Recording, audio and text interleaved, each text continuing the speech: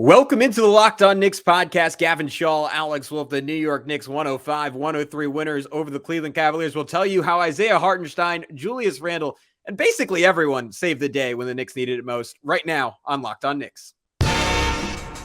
You are Locked On Knicks, your daily New York Knicks podcast, part of the Locked On Podcast Network, your team every day.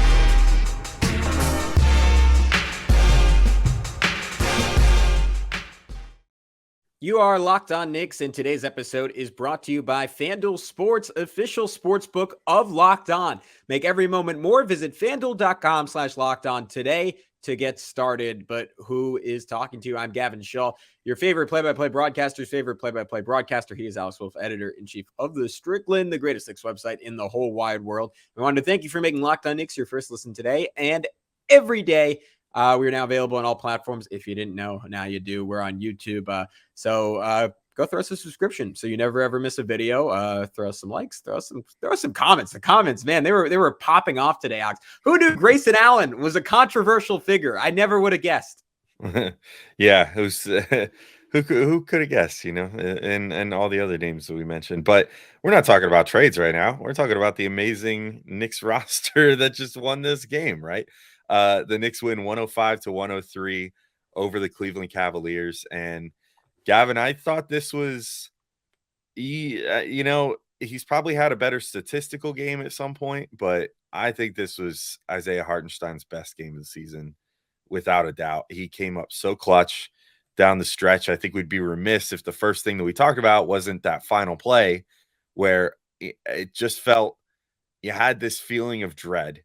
If you've watched this team long enough, if you watch this team this year, even with how many times they've had this happen, the one that comes to mind the most is the Luka one, obviously. But, yeah, the amount of times that this team has just been like kicked in the nads in the final second. And, Alex, I screamed, "Oh no," as Mobley shot the Reeves. I just thought it was going in. Yeah. Yeah. I mean, it's so just to relive the final play real quick. Donovan Mitchell brings the ball down the floor because, of course, he would. The Knicks are up by 2 at this point, thanks to a really clutch Julius Randle 3, which we'll get to in a minute. I thought that this was one of maybe his signature game of the season so far. But Mitchell comes down, and first he gets Julius one-on-one on the perimeter, and you're like, oh, no, that doesn't seem like the matchup that the Knicks should want here. And yet Julius does a pretty admirable job. Like, look, you're only going to be able to do so much to keep Mitchell in front of you, but he made Mitchell burn enough clock before finally making that get to the rim move. And then Isaiah Hartenstein just steps in beautifully for a guy that 3 times in this game alone could not time his jump properly. I mean, this guy is in some ways, one of the least coordinated pro athletes I think I've ever seen in terms of timing his jumps and timing when he has to do things. Manages to time a perfect jump and contest Mitchell at the rim, gets a block, just a nice, easy, straight up and down, just kind of flick the wrist downwards to cap the ball in Mitchell's hands, blocks it. And then, as you said, Evan Mobley ends up with it after it spills out. He takes a turnaround, and you almost think, oh no, maybe it's going to go in. But luckily for the Knicks, it did not. And Mobley did not get to have another monster game like he did the other night. And the Knicks win the game. So, Gavin, I'll throw it to you, man. How about that ending? It was incredible. And even before that, I mean, the defense on Donovan Mitchell, who claimed it was the boy who cried cramps after the game. He said he was cramping up, but maybe it was RJ Barrett blocking those cramps right into him. It was RJ, man. I thought this was easily the best defensive play of his season, certainly one of the best of his career, where he stuck right with Mitchell in transition, stripped the ball off his leg to get it right back to the Knicks. And then the next possession, Mitchell got another run out. RJ again stuck with him, and then it got Hartenstein in position to block Mitchell's double pump. And I thought that was pretty emblematic of the night for the Knicks. Pretty clearly their best defensive effort since Mitchell Robinson got hurt, and it was second, third, fourth efforts across the board. I mean, the whole game was flying around, and he showed up some real toughness on the boards, going up against Jarrett Allen, going up against Evan Mobley. I mean, that is not a front line you want to mess with. And we've seen just so many times this year. I mean, literally starting with the first game of the season against the Grizzlies, where Ihart has gotten out physicaled. he hasn't hustled hard enough. Like people just kind of swept around him to get boards. And over the course of the Knicks winning streak, that noise died down a little bit. I think just because Mitch was playing so well and was so all encompassing in that facet of the game. But man, Heart went to war tonight. Quentin Grimes, I thought, like who's coming off, as I noted last pod, like a couple of, like by his standards, poor defensive games in a row. He had an incredible recovery on Donovan Mitchell to get like a tie up at one point. It was just second, third, fourth efforts. Julius Randle, who Alex, we could switch up into talking to you right now because he had a career night, obviously, from 3-point range and a lot of other areas. His third quarter, on top of his first quarter, as complete of a quarter any Knick has played this year. Like he was battling on defense too. So it just felt like Tibbs kind of being like, all right, like this is it, guys. This is the season. Like we gotta turn this around. And everyone kind of put their heads down. Like it wasn't perfect. There were some ugly moments. It was maybe closer than it had to be, but they were able to pull it out. Yeah, I think I just alluded to it a second ago. I think this is the game of the season for Randle to this point. I thought that he put together the big thing with Randle lately, and we talked about this, that this was, I mean, almost a good thing in the dynamic of the Knicks, but it's sort of been like Randle opens the games on fire, Brunson would be the closer, and like RJ a lot of times would kind of buoy things in the middle a little bit. And this game was Randle wall to wall. I mean, he just was so good throughout the entire game. Obviously the first quarter was the highlight with the 17 points. And how many three did he end up with? Five 3-pointers. Yeah, 5 threes in just the first quarter, which I feel like he's done that at least like 3 or 4 times this year. He did it the Pistons game. Probably maybe one other time. Yeah. And he's tied his career high, I think, twice this year. Now, if not 3 times, he's come very close other times with those 8 3-pointers that he again matched today. But he ends up in total with 36 points on 11 of 21 shooting, 8 of 12 from 3, 6 of 7 from the free throw line, 13 rebounds and 4 assists. And yeah, it was such a complete game from him. The shooting was the star here, but the tenacity on the rebounds, it has been a staple for him. His ability to create space when he's at his best this year under the rim has taken leaps and bounds. I don't know what's gotten different. Maybe it's just he's throwing himself around with more reckless abandon, since it seems like he gets called for maybe less offensive fouls now that he's getting sort of like the star treatment. But I mean, he just goes down there and just gets a rebound, and then he'll have 3 guys around him, and it'll be like a superhero, just kind of like that's what I wrote down, like Superman. You know what? Yeah. Can I posit a theory on this? Sure. I think he might have that dog in him. I'm gonna go so far as to say that. A little Zach Wilson in our guy Julius Randle. Oh, don't say that. But yes, do not say that. But yes, I think he's got that dog in him, man. Yeah, I loved everything about his game, and the ultimate moment for me for Julius in this one was he has had a very spotty history, but more towards the bad side with clutch moments since he's been a Knick. And for him to get that opportunity with that long 3-pointer late in the game and to make it in that key moment when the game was tied and put the Knicks up 3, which was ultimately the shot that like really won the game for them. I felt really good for him in that moment. Like, and I'm sure that he felt really good too. If you ask him, like, I don't know what reporter it was that asked him after the game, they're like, do you always look for that 3 to start the game? And he's like, that's news for me. Like, I don't know. I just take whatever shots they give me. But I get the feeling that shot, even though, yes, he probably was like, this is a good shot, I guarantee you that in his head, he was like, I want this shot. Like, I want to make this and be the one that wins the game for us this time. And he got it. And I thought it was just an absolutely fantastic performance for him, like top to bottom. Yeah, Alex, I want to get into Julius Randle a little bit more because it was an incredible night. But before I do that, I got to tell everyone about FanDuel. The NFL playoffs are here, and we're really excited about our new sports betting partner for Locked On because they're the #1 sports book in America. So it doesn't get much better than that. FanDuel. And if you're new to FanDuel, they're even better. They have so many great features that make betting on sports fun and easy. New customers join today to get started with $150. That's a bigger amount than I thought it would be, in free bets guaranteed when you place your first $5 bet. Just sign up at FanDuel.com/lockedon. FanDuel is all your favorite bets, from the money line to point spreads to player props, Plus, you can even combine your bets for a chance at a bigger payout with a same game parlay. Alex, I'm going to throw this over to you because I know you love a crazy parlay bet on FanDuel. Yeah, I mean, I said it on yesterday's show too. I think I love making what I call an uncut gems parlay. So I'm going to be looking at Burrow and Mahomes and all the offense coming out of that AFC Championship game, and probably putting together 4, 5, or 6 leg same game parlay for maybe like $10. And you know what? If it's not going to pay me at least $500, don't even pick up the phone, because I want it to go big. And that's the most fun thing about FanDuel Sportsbook is the same game parlays. I was gonna say, if you're not on the show next week, we know why. You won a $50 million parlay on FanDuel. It's all in the app that's safe, secure, and super easy to use. So football fans, don't miss out. Place your first $5 bet to get $150 in free bets, win or lose, at FanDuel.com/lockedon. Make every moment more with FanDuel, official sportsbook partner of the NFL, and of course, Locked On. All right, let's now we talked about America's favorite sportsbook.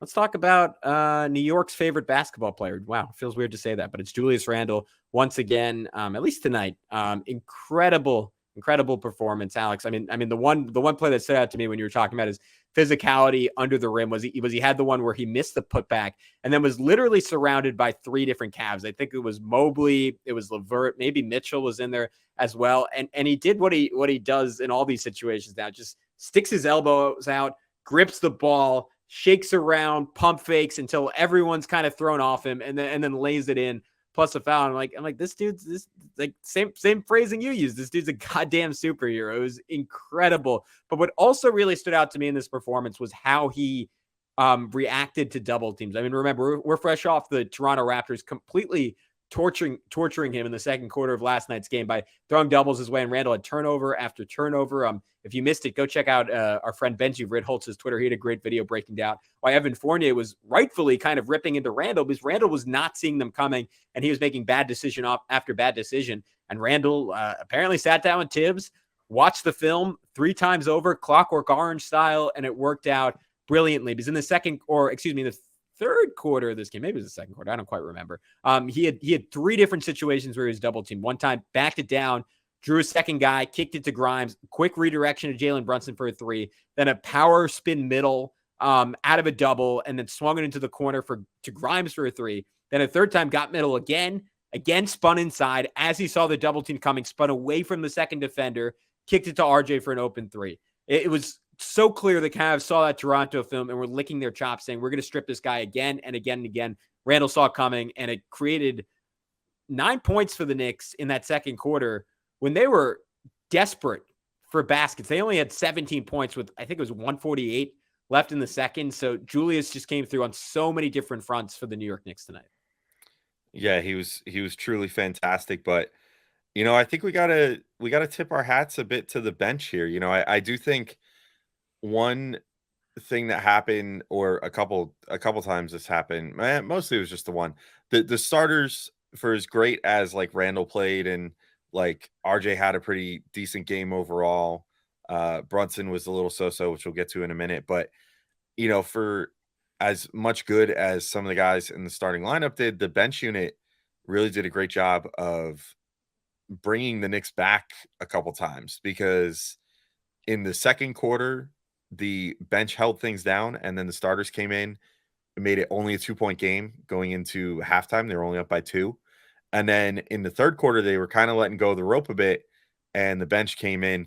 And who else would it be that we would talk about in this spot except for Immanuel Quickley, who I think just did such a phenomenal job of defensively. He was everywhere in this game, and offensively, he did exactly what you needed him to do, right? Like, this bench unit has been struggling to find themselves for the last couple weeks. And I think it's been one of the biggest problems with why they're on this current losing streak, is that the bench, just outside of Quickley, and then of course we saw last game with no Quickley, just doesn't have as much punch, because he just does so much to break down the defense, to kick out to the guys for shots, or to just in general create looks for his teammates. And that was on full effect in this one. I mean, he didn't have the most knock your socks off stat line of all time, but in 27 minutes, shot 4 of 8 from the field, 1 of 2 from 3 for 9 points, and had 6 assists and 5 boards.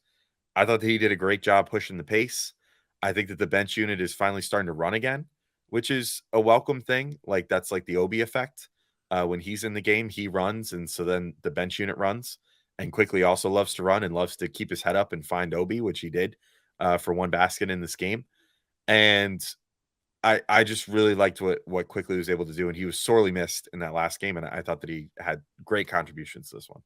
Yeah, I mean, his finishing just continues to stand out to me. I mean, I say it every time he has a good game in that capacity, but this is a guy who was afraid to shoot a layup just 2 years ago, and I cannot imagine the amount of work that went in from both a physical perspective, because it's not just your arms, right? You gotta work on your legs, you gotta work on your core. Like he just completely transformed his body, but then also the craft has to be there, and it translated from someone who made his mark as a rookie from being like an off the dribble 3-point shooting wizard, a maestro, if you would. And he was really, really good at baiting fouls. And then right after his rookie season, the rules changed in terms of like how aggressive you could be about jumping into people to get to the free throw line. And that sort of went away. And give Quickley credit like that. Like I'm not going to go so far to say like he could have called it a career there, but that was something that really could have affected his trajectory, and is compensated by saying like, all right, I'm just going to become great at going to the rim, an area that is my absolute weakness offensively. And man, he was good in this one. Like had a play where like he got Ricky Rubio on his hip. Rubio recovered, but was still off balance and quickly just jumped into him, hit a double pump, drew the foul and won. Had another one where he put like a little Euro step on Donovan Mitchell and like finished over his head on it. Had one where Garland was kind of poking at the ball from behind, and he was able to hold Garland off with a little hesitation and then sped in and had a hook finish over one of the best shot blockers in the NBA, and Jared Allen. And then maybe my favorite play of the day was a Quickley, well, outside of the end sequence, obviously, it was a Quickley pass where you had RJ, a driving kick, throw it out to Obi. Obi just barely saved the ball back to Quickley. Quickley drove middle, drew 3 defenders, which gives you an idea of how much more respect he has as a finisher now. And then just had like kind of a no-look slip pass to Isaiah Hartenstein for a dunk. That gave the Knicks a 10-point lead in the second quarter. I just think he's so additive right now, Alex. Like I so rarely have a game like we did all the time early this season where I'm watching Quickley and being like, I don't want him out there right now. He's taking something away. Like he is in some ways over these last 15 games been the Knicks' most consistent player, which is cool to say for someone who's very inconsistent to start this year. Yeah, and I think the biggest thing that you could say about him is that he's managed to make himself consistent some nights in spite of the shooting. Because, it's his shot still comes and goes, it still operates and fits in spurts sometimes. But on those nights when he doesn't have it, it used to be that you could still say like, yeah, but I think he's still making an impact. But now he just does everything at such an elite level otherwise that there's no way, like you don't even have to squint to see him still making an impact, when his shot's not falling. Like, yeah, you could leave your eyes wide open. He could go 1 of 7 from 3 and you could still walk away being like, no, that was still a good Quickley game. I wish he would have made more shots, but he didn't actively like hurt the team by not making shots because like he wasn't giving anything else anywhere else. Like he's so good with the distributing, with the even just like rebounding. Like he's a really good rebounding guard for his size.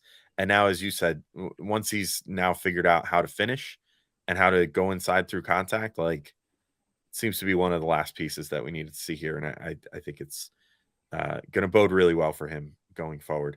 But Gavin, I think we should take our last break here real quick, and then we'll come back in. We'll clean up the rest here. I mean, there's so many other players to still talk about. RJ Barrett, Jalen Brunson, Obi Toppin, maybe the one dark mark on this game that Obi Toppin had another really fantastic 10 minutes and only 10 minutes. So we'll talk about all that in just a second when we come back. All right, we're back to finish talking about this game. And Gavin, I'll throw it to you. Like I alluded before we went to break, there's still a lot of guys to talk about. So who's on your mind to talk about next? Amongst all these guys. You nailed it in Obi Toppin. I want to I saw you retweeted it, so I know you know it, and I'm so sorry that I'm forgetting Doug's last name. Yeah. I was gonna say I want to his real last name. I know it's Doug Lust on Twitter. Yeah. Right. Yeah, I was gonna say I'm glad you knew where I was going with that. I want to pay him to be able to just like every time we talk about Obi to play that like he put out like this like heavy metal like basically like "Screw You Tibbs" song that I think we should just have as like a sound effect on the pod, like every time we mention Obi Toppin, and be like, all right, like this is because that's like Doug sums it up better than I can. It's like a really like dark, angsty feeling when Obi Toppin doesn't get to play, because again, he was a night after having 14 points in, what was it, 10 and a half minutes. He had 11 points in 10 minutes, 4 for 6 from the field, 2 for 3 from 3, 1 for 2 from the line.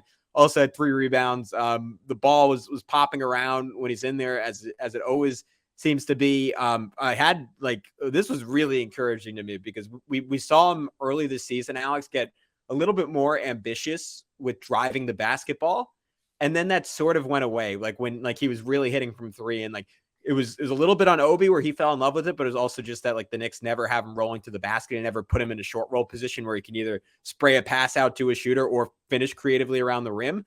So he has to expand his self-creation, and tonight he had a play where he took Kevin Love off the dribble, got by him. I think it was Lamar Stevens who came over and helped, and Obi just had a Euro finish where he just put the ball high, and honestly, Obi can do that a little bit more. He doesn't have to have a great handle to be able to finish in those situations. He can just be faster than the big who's guarding him, and then have the ability to just have some dexterity around the rim. And we know how much height he gets at the basket. So I want to see Obi keep pushing limits with that. And then you referenced it before, but the Hail Mary bomb for Immanuel Quickley brought a tear to my eye. It feels like it's been 22 games since we've seen that. I know he got the run out dunk from RJ the other day, but those two were, it was like Montana and Jerry Rice early this season. So it was good to have that back. Yeah. And it just begs the question again, at what point is Obi going to, or is there such a point where Obi is going to reach the point that Quickley has now, where he's just going to basically force Tibbs' hand and say, you have to find 20 minutes a game for me, at least, figure it out, dude. Especially with Mitch out right now, it seems crazy that he could be playing as well as he is, and they wouldn't go to the small lineup just once, just see how it goes. He'll give it 30 seconds, and if those 30 seconds aren't the best basketball you've ever seen in your life, it's oh, well, that's it. Experiment over. But he just played fantastic. And, it's tough because you can't, it's not like you could say in this game, oh, well, maybe Randle should have played less, because Randle played fantastic. He had 17 in the first quarter, and then had an extremely balanced second half where he had 14 points and, spread them out across both quarters pretty equally, and really affected the game up and down. So it's the only option is to play them together. I would love to see it, because honestly, Randle, for as much as he tends to slow things down, I will give him props. He always has his head up when it comes time for transition. And if there is someone that's down the floor and he gets the rebound, he'll toss it down there. He would toss the long pass to Obi Toppin too. Just get guys out there that can throw those Montana to Rice bombs. I don't get it. And you'd probably score so many extra points that wouldn't matter if you didn't have rim protection for 1 or 2 plays. But yeah, it was just a fantastic game for Obi. I don't have too much more to add as far as what he did on the court, because again, how much more is there to talk about when he only played 10 minutes? As far as how many things he was physically able to do on the court, because he was only out there for so long. But he crushed it once again. I'll take it to RJ Barrett next. 16 points for RJ in this game, 3 of 5 from 3, 5 of 12 from the field overall. I thought he had a pretty good game. This isn't for a guy who has made, I won't say made it routine, but has at least made it a somewhat regular occurrence where he'll drop 30 points. You look at the scorecard and you say 16, oh, that's maybe not the best. And he certainly cooled off, but I think that in the early aughts of this game, things looked like they were going to turn into a shootout. It was a little reminiscent of how things went in the Raptors game the other day, where things were just it was you looked at the scoreboard and you're like, oh my God, how are they already at 25-25 or whatever the score ended up being, at that juncture, where it's they have 20 something points each, and we're only Hawks game too, right? That was insane. Oh yeah, that's true. That was another barn burner. Yeah, just so many games recently where things have gone like that, and then not gone in the Knicks' favor later on. In this case, and also have led to the other teams being the team that kind of pulls ahead in that first quarter. In this one, it was oh man, Julius is gonna need some help, and he got it from RJ. RJ had himself not a 17-point first quarter, but he did. I'm actually looking to see what his total points were. 9-point first quarter. you'll take that. I mean, they really needed that at that particular moment, and he gave it to them. So, I just thought he deserved some props, even if he cooled off a little bit throughout the rest of the game. He also didn't force anything, which is something to be said in and of itself, because we've seen that from RJ at times where sometimes he'll stubbornly keep forcing things up, even if he's cooled down. In this game, I don't think he forced the issue at all. And he sat for some portions of some key portions of the game in favor of like Quickley and whatever. But when he, came in at different points other than that, he managed to come through. So I liked this game. I thought it was pretty good. Yeah, I thought I forgot to tweet it out, but I meant to tweet it out. Like have him and Randall had like a better first quarter together this year, because he was so good in his decision making in the first quarter. Like I think what was it? It was like this. It was the first bucket of the game. I think when he backed down Darius Garland. Mobley came over to double. He spun out of it and just slung a pass along the baseline, which is kind of becoming a specialty, to Quentin Grimes in the opposite corner. Grimes missed the three, but it was a picture perfect decision. Then he had this is what we're always begging for with RJ. He had a backdoor cut. And I gave like a fist bump when I was like, let's go. I just want to see more of that from him, because he's such a smart player and he's a really intuitive cutter. And he got a wide open layup from Quentin Grimes off of that. Had another one where he just put his head down, drove downhill, like threw a laser out to Julius Randle. And look, like middle of this game, I thought he had some bad stretches, like one really awful possession where he just kind of stopped everything to ISO on Evan Mobley. Evan Mobley is just one of the best defenders in basketball. Like that's not your typical big, and there are multiple cases with RJ where sometimes like it just doesn't, like it feels like he is playing off of habit more so than like knowing the scouting report and like being cognizant of like what the current, like kind of, it's just a lack of situational awareness is the clearest way to say it. Like Mobley's not the big you want to go at. He had another play where he ran off of Donovan Mitchell to cover Isaac Okoro in the corner. It's like, no, Isaac Okoro, like there's a reason he is left more open than pretty much any shooter in the league. Like if he hits it, he hits it, but don't leave Donovan Mitchell. And Okoro just threw it to Mitchell.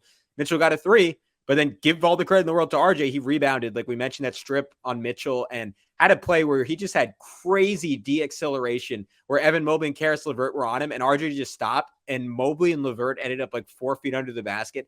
And I don't know if you remember this, Alex, but I think you were the one who told me this. Like in the draft, they tested like at whatever the place in California is where they do the athletic testing, like PS something. They tested everyone's de-acceleration. They determined RJ's was like on par with James Harden, like 99th percentile. And that was all I could think of on that play. I was like, oh my God, like he just like hit the skids, and Mobley was ready to go, like falling into the crowd. So it was a mixed game from RJ, but there were some good ones.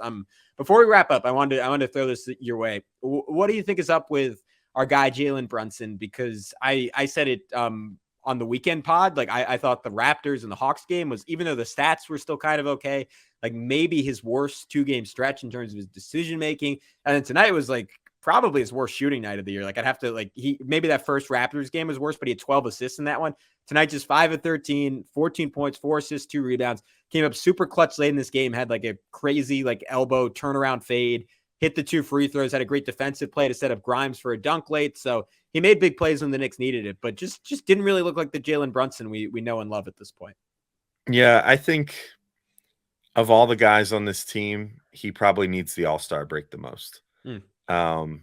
Whether he makes it or not, I think he needs a little break right now. I think he's obviously the type that's just going to gut through it no matter what he's feeling or whatever. If he's feeling fatigued, or clearly if he's injured in any sort of way, he just plays through it. I don't think he's necessarily injured right now, but he has been injured a number of times this year that he's only missed a couple games for in total.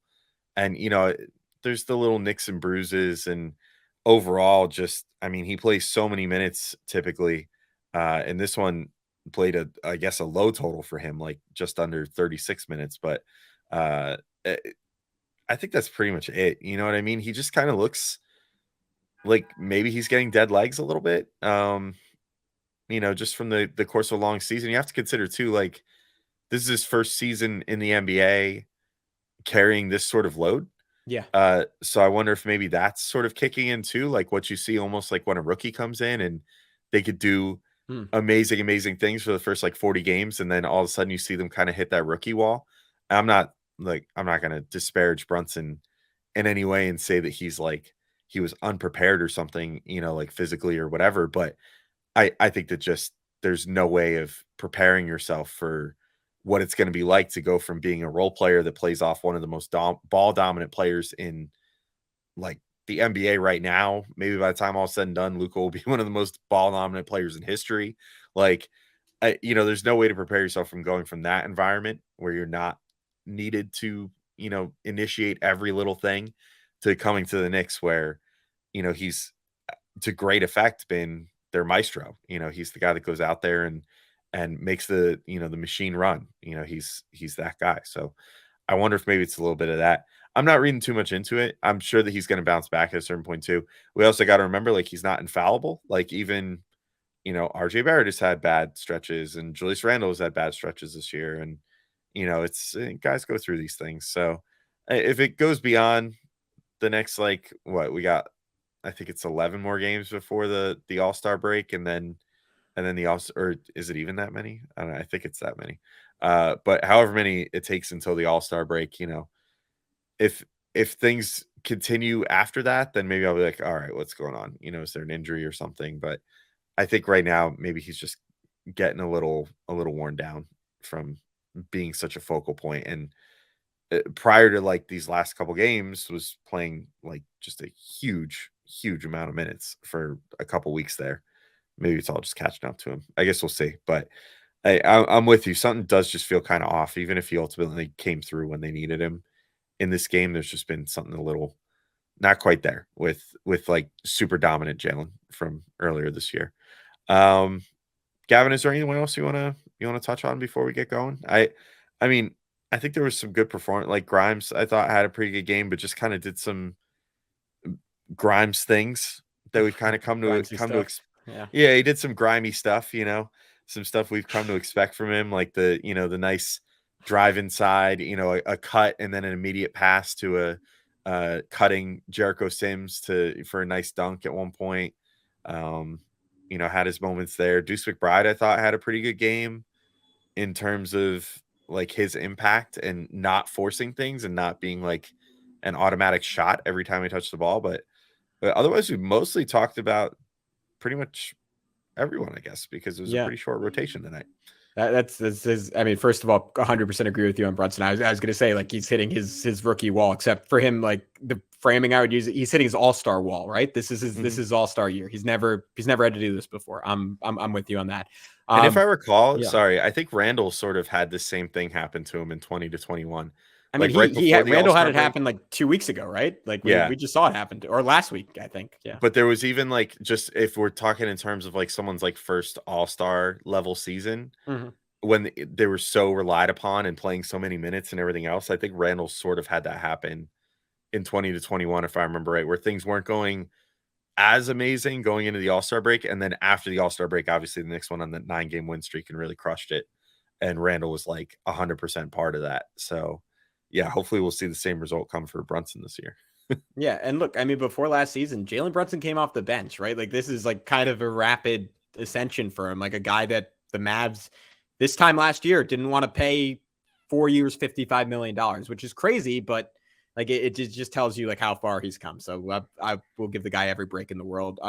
Grimes, I don't really have a lot to add. Like that pass that you referenced off the cut, like it was behind the back to Sims. That was incredible. And I'm really happy for Deuce. I mean, he had his favorite moment for me all year where he completely broke Ricky Rubio's ankles. And I think if it was like Mitchell doing that to Grimes or something on the other end, like it would be all over SportsCenter right now, but had just a nasty crossover on Ricky Rubio and then turned into a cross court sling to Obi Toppin for a corner three. And then the fourth had a baseline attack where he was kind of jumping out of bounds and set up Obi's other three. So he played a really significant role in Obi's night and then got a bucket. And we can end this pod the way we started, because the Knicks cleared the floor. They had Isaiah Hartenstein positioned at the top of the key. Deuce threw it to him, and Deuce just cut through to the rim, and iHeart hit him for a layup. That we saw that all the time, the first 12 games of the season, and I think maybe not once since then. So that was a sight for sore eyes, and cannot be happier for Isaiah Hartenstein on a day where maybe this is a whole nother episode. There are some rumors that the Clippers might be interested in acquiring him back. I guess he gave the Knicks front office something to think about with how well he played tonight. Either that or gave them some great tape to send to the Clippers to send him back over there. We'll take Paul George. Have him back. The big schnitzel. Right. Yeah. Either way, yeah, I think this is a good note to wrap up on. So thank you all for listening to this episode of Locked On Knicks, and we'll be back with at least one more game recap this week and some other great episodes for you guys. So keep your ears out, and we'll talk to y'all soon. Peace out.